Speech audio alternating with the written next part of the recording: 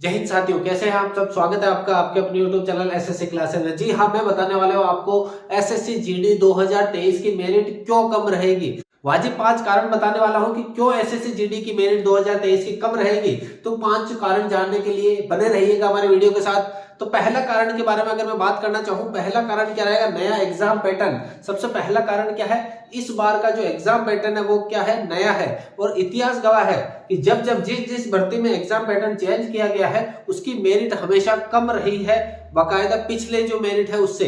तो नया exam pattern होने के कारण, किसका नया exam pattern, new exam pattern होने के कारण क्या रहेगी, मेरिट कम रहने की संभावना है। क्योंकि विद्यार्थियों को पता नहीं है कि क्या क्या पढ़ना है, कैसे पढ़ना है। पिछली बार के पता था कि 25-25 सवाल आते थे, ये टॉपिक फिक्स थे, इन्हीं में से आते थे।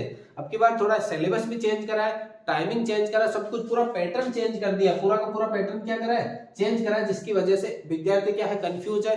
पढ़ाने वाले कंफ्यूज है कि कौन सा टॉपिक पढ़ाएं, कौन सा टॉपिक नहीं पढ़ाएं। हिंदी में कौन से टॉपिक का वेटेज ज्यादा है, किसका कम है, मैथ्स का किसका ज्यादा है, किसका कम है। तो खुद छात्र कंफ्यूज है, खुद टीचर कंफ्यूज है, जिसकी वजह से क्या है, नए एग्जाम पैटर्न होने की वजह से कौन से टॉपिक का वेटेज ज्यादा है अगर नहीं पता है तो आपको किस तरह से पढ़ना भी इतना आइडिया नहीं है, तो आपको सिलेबस के संपूर्ण गहनता के बारे में नहीं पता, नए अध्यापक को पता है, तो उसके आधार पर मैं कह सकता हूं कि इसकी मेरिट हमेशा कम रहेगी। इस साल क्या रहेगी, कम, क्योंकि एग्जाम पैटर्न पूरा का पूरा नया है, इसकी वजह से क्या रहेगी, कम। ये पहला भी कारण है, मेरिट कम रहने के 5 कारण बताने वाला हूं, तो ये क्या है, पहला कारण है जिसकी वजह से हम कह सकते हैं कि एग्जाम की रहेगी मेरिट कम।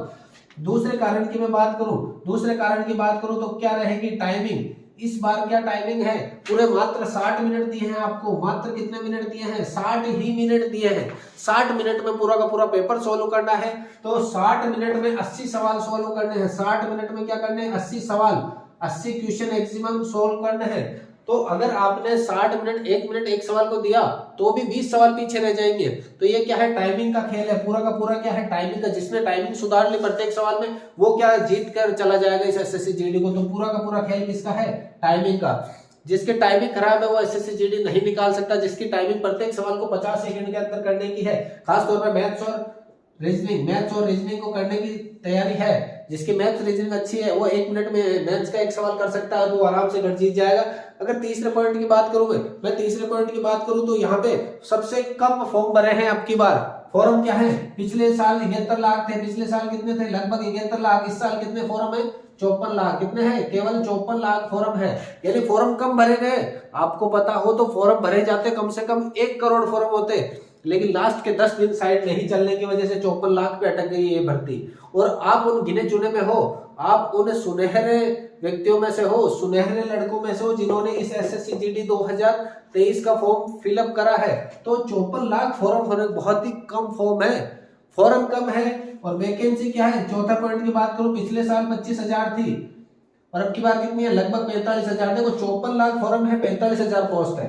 पिछली बार 71 लाख फॉर्म थे, 25,000 पोस्टें थी।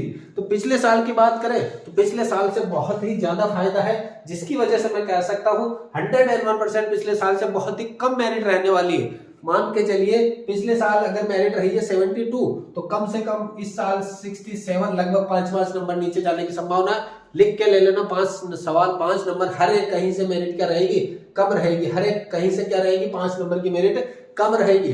तो पहला पॉइंट अपने एग्जाम पैटर्न पे, दूसरा है टाइमिंग का, तीसरा है 71 लाख फॉर्म भरे गए, चौथा है अपने 25,000 सीटों की बात करें, और पांचवा मेन कारण जिसके वजह से आप यहाँ इंतजार कर रहे हो, पांचवा कारण क्या है, डी ग्रुप। पांचवा कारण क्या है, डी ग्रुप। यहाँ पे डी ग्रुप का आपको पता है एग्जाम का रिजल्ट आ चुका है, तो कम से कम 1 लाख छात्र इस रेस से बाहर हो जाएंगे।